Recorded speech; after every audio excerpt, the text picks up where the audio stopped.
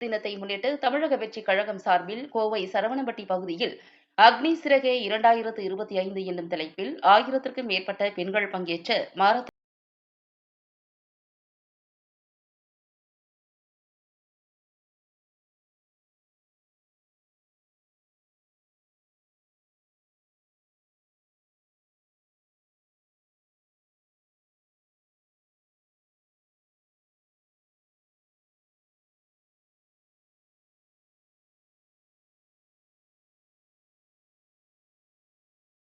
வெற்றி பெற்றவர்களுக்கு தமிழக வெற்றிக் கழகம் கட்சியின் பொதுச் செயலாளர் புசி ஆனந்த் பரிசுகளை வழங்கினார்.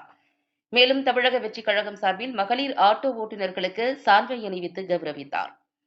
இதனைத் தொடர்ந்து பேசிய புசி ஆனந்த் மாரத்தான் ஓட்டத்தில் பங்கேற்ற அனைத்து மகளிருக்கும் மகளிர் தின வாழ்த்துக்களை கூறினார். தொடர்ந்து பேசிய அவர், விலையில்லா விருந்தகம் 997வது நாளாக நடைபெற்றுக் கொண்டிருக்கிறது. தினந்தோறும் 150 பேருக்கு தமிழக வெற்றிக் கழகம் சார்பில் காலை உணவு வழங்கப்பட்டு வருகிறது என்றவர், கோவையில் இதனை செய்து கொண்டிருக்கும் மாநகர் மாவட்ட செயலாளர் சம்பத்துக்கு தனது வாழ்த்துக்களை தெரிவித்தார். தமிழக வெற்றிக் கழக கோவை மாநகர செயலாளர் சம்பத் முன்னெடுப்பில் ஏற்பாடு செய்யப்பட்டுள்ள அக்னி சிறகே 2025 மாரத்தான் நிகழ்ச்சியில் கலந்து கொண்டுள்ள பெண்களுக்கும் தமிழக வெற்றிக் கழகத்தினருக்கும் மனதார வாழ்த்துக்களை தெரிவித்துக் கொள்கிறேன் என்றும் அவர் கூறினார். அதனைத் தொடர்ந்து சிலம்பம், கராத்தே, நடனம் உள்ளிட்ட பல்வேறு கலை நிகழ்ச்சிகள் நடைபெற்றன.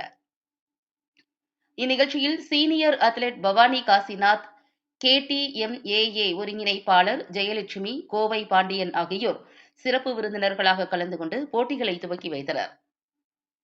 இந்நிகழ்ச்சியில் கோவை மாவட்ட செயலாளர்கள் மற்றும் மாநகர் மாவட்ட நிர்வாகிகள், பொறுப்பாளர்கள், மகளிர் அணியினர், பெண்கள், பொதுமக்கள் உட்பட ஏராளமானோர் கலந்து கொண்டனர்.